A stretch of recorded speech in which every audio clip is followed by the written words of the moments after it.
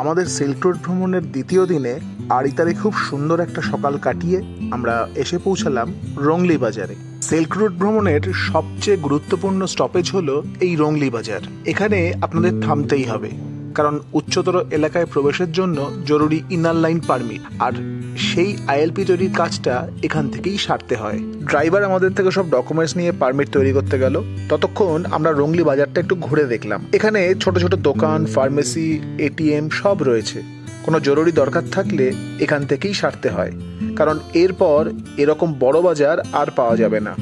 ঘর সাজানোর জিনিস বা কাউকে গিফট দিতে হলে রংলি বাজার কিন্তু আদর্শ, কারণ গ্যাংটক বা দার্জিলিং এর থেকেও রংলি বাজার বেশ সস্তা। রংলি থেকে পারমিট নিয়ে আমরা এগিয়ে চললাম লিংটামের উদ্দেশ্যে। লিংটাম হলো প্রথম সরকারি চেকপোস্ট। রংলি থেকে আমরা যে পারমিটটা বানালাম সেটা এখানে ভেরিফাই হবে। এখানকার রেজিস্টারে আমাদের গাড়ির নম্বর এবং আমাদের নামগুলো এন্ট্রি করা হলো। এটা সিকিম সরকারের নিরাপত্তা এবং পর্যটকদের ট্র্যাক করার একটি গুরুত্বপূর্ণ অংশ। লিংটাম থেকে ওপরে ওঠার আগে গাড়িতে একটা ছোট অক্সিজেনের ক্যান অবশ্যই রাখতে হয়। আপনার কাছে না থাকলে আপনি এখান থেকে নিতে পারেন। এনারাই এখানে ডেমনস্ট্রেশন দিয়ে দেখিয়ে দেবেন যে বিপদে পড়লে কিরমভাবে সেটি ব্যবহার করতে হয়। সৌভাগ্যবশত এই পুরো ট্যুরটায় আমাদের গ্রুপের কারোরই এই জিনিসটার প্রয়োজন পড়েনি, তবে আমি দেখে নিয়েছিলাম যে এটা কিভাবে ব্যবহার করতে হয়।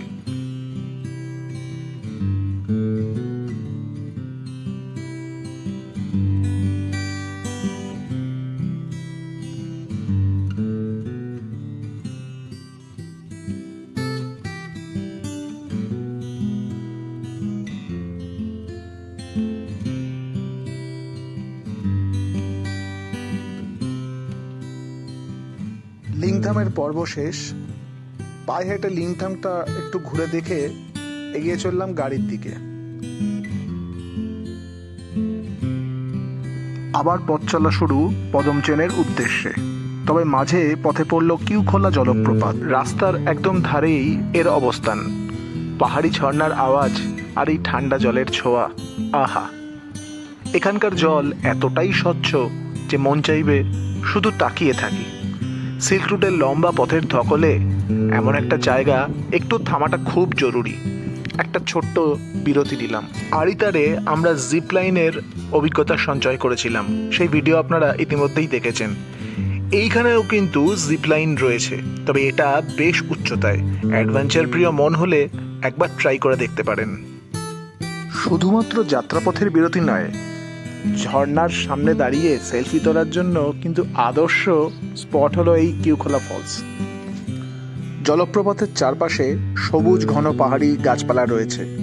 এখান থেকে পাহাড়ি রাস্তার বাঁক ও উপত্যকার সুন্দর দৃশ্য আপনার মন মুগ্ধ করবে। স্থানীয়রা এটিকে কিউখোলা জলপ্রপাত বা কালীখোলা জলপ্রপাত নামে ডেকে থাকেন, তবে এর অপর একটি নাম আছে। অনেকেই কিউখোলাকে লোনলি ফলস নামেও উল্লেখ করেন, যা প্রকৃতির মাঝে এর নির্জন অবস্থানকে তুলে ধরে। বর্ষার সময় কিউখোলার পূর্ণ রূপকে দেখতে পেয়ে থাকেন পর্যটকরা। লম্বা যাত্রার মাঝে ক্লান্তি দূর করতে কিউখোলার সামনে তো যাত্রা বিরতি নিয়েছিলাম, কিন্তু খিদেও পেয়েছিল।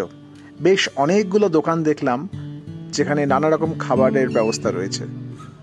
ঝর্ণার জলের ধারে বসে গরম গরম মোমো, থুক্কা খাওয়ার স্বাদই আলাদা।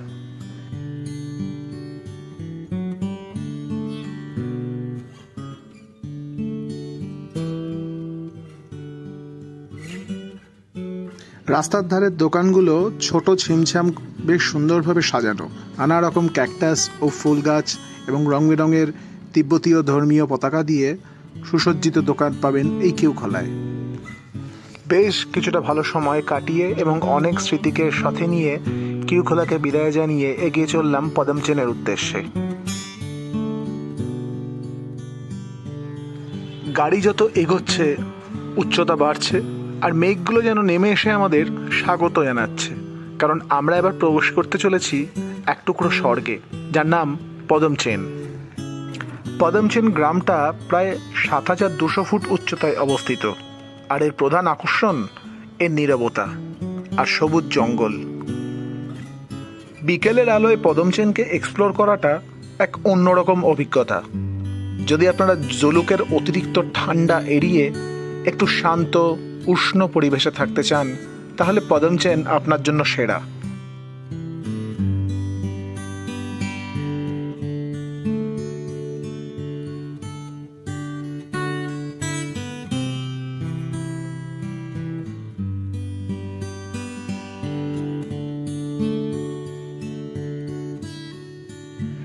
পদমচেনের বিকেল মানেই মেঘেদের জাদু। একটু হেঁটে বেড়ালে শুনতে পাবেন শুধু বাতাসের শব্দ আর পাখির ডাক। পাহাড়ি জঙ্গল ঘেরা পদমচেনে প্রবেশ করার ঠিক আগে আরেকটি চেকপোস্টে আপনাকে ভেরিফিকেশনের জন্য দাঁড়াতে হবে। এই জায়গাটা মূলত পাঙ্গলাখা ওয়াইল্ড লাইফ স্যাংচুয়ারির অন্তর্গত, তাই আপনার সমস্ত নথি পর্যবেক্ষণ করে তবেই আপনাকে প্রবেশ করার অনুমতি দেওয়া হবে। দারুণ একটা দিন কাটলো। আরিতার থেকে বেরিয়ে রংলি থেকে শুরু করে লিংথাম পেরিয়ে পদমচেনে পৌঁছানো পর্যন্ত প্রতিটা মুহূর্ত ছিল অ্যাডভেঞ্চার আর সৌন্দর্যে ভরা। অবশেষে পদমচেনের হোমস্টেতে আমরা এসে পৌঁছালাম। এটাই আমাদের আজকের থাকার জায়গা। প্রথমেই পদমচেনের তথা সিল্ক রুটের ম্যাপটা দেখে নিলাম ভালো করে, যাতে একটা পরিষ্কার ধারণা হয়। আমাদের হোমস্টেটা বেশ ছিমছাম, পরিষ্কার পরিচ্ছন্ন আর সুন্দর। জানলা খুললেই মেঘে ঢাকা পাহাড়ের ভিউ দেখা যায়। হোমস্টেতে গরম পকোড়া সহযোগে চা পান করে আমরা বেরিয়ে পড়লাম সন্ধ্যের পদমচেনকে দেখতে। জ্যোৎস্না স্নাত রাতের পদমচেন তার সৌন্দর্যের ডালি উজাড় করে দিয়েছে। পাহাড়ি আঁকাবাঁকা পথ বেয়ে এগিয়ে চলেছি, ভরসা শুধু চাঁদের আলো। বেশ কিছুক্ষণ প্রকৃতির সঙ্গে একাত্ম হয়ে অবশেষে হোমস্টেতে প্রত্যাবর্তন, কারণ পরের দিনটা হতে চলেছে আরও রোমাঞ্চকর। রুমের জানলা দিয়ে পাহাড় দেখে আমাদের দিনটা শুরু হলো, যেন হিমালয় স্বয়ং আমাদের গুড মর্নিং জানালো। এরপর ব্রেকফাস্ট করে আমরা বেরিয়ে পড়লাম।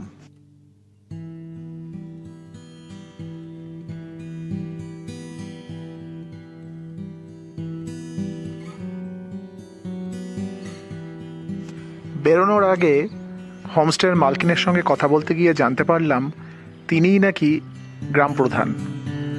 আর সম্ভবত এই কারণেই উই লাভ পদমচেন এই লোগোটির এরূপ অবস্থান। হোমস্টে থেকে বেরিয়ে আমরা এসে পৌঁছালাম পদমচেন ইকো নেচার পার্কে। সমুদ্রপৃষ্ঠ থেকে প্রায় ৭,০০০ ফুট উচ্চতায় অবস্থিত এই পার্কটি পদমচেন থেকে জুলুক যাওয়ার পথে পড়বে। পার্কে ঢুকতে কোনো এন্ট্রি ফি নেই। পাহাড়ের কোলে এই শান্ত পরিবেশ, চারিদিকে সবুজ বন আর পাখির ডাক মনে প্রশান্তি এনে দেয়। পদমচেন ইকো নেচার পার্কে ঢুকলে প্রথমেই চোখে পড়বে সুন্দরভাবে সাজানো গার্ডেন, কাঠের বেঞ্চ আর ছোট ছোট ট্রেল, যেগুলো আপনি হেঁটে ঘুরে দেখতে পারেন। এখানকার সবচেয়ে সুন্দর ব্যাপার হলো এখান থেকে পুরো জুলুক ভ্যালি আর তার আশেপাশের পাহাড়গুলো দেখা যায়। একেবারে পোস্ট কার্ডের মতো দৃশ্য। যারা ফটোগ্রাফি ভালোবাসেন তাদের জন্য তো এটা একটা স্বর্গ। আর হ্যাঁ, সেলফির জন্য অসাধারণ ব্যাকগ্রাউন্ড তো আছেই। ইকো নেচার পার্ক থেকে বেরিয়ে স্বপ্নের মতো সুন্দর, ছোট্ট, শান্ত, মেঘে ঢাকা পাহাড়ি গ্রাম পদমচেনকে বিদায় জানিয়ে আমরা এগিয়ে চললাম জুলুকের পথে। এরপর আমরা যাব জুলুকের হেয়ারপিন বেন্ডের পথে, অর্থাৎ সিল্ক রুটের যেটা মূল আকর্ষণ, জিগজ্যাগ রোড দেখতে। এরপর থাম্বি ভিউ পয়েন্ট থেকে আমরা দেখব সোনালি রোদে মোড়া কাঞ্চনজঙ্ঘার চূড়া, আর সঙ্গে থাকবে বরফে ঢাকা নাথাং ভ্যালি।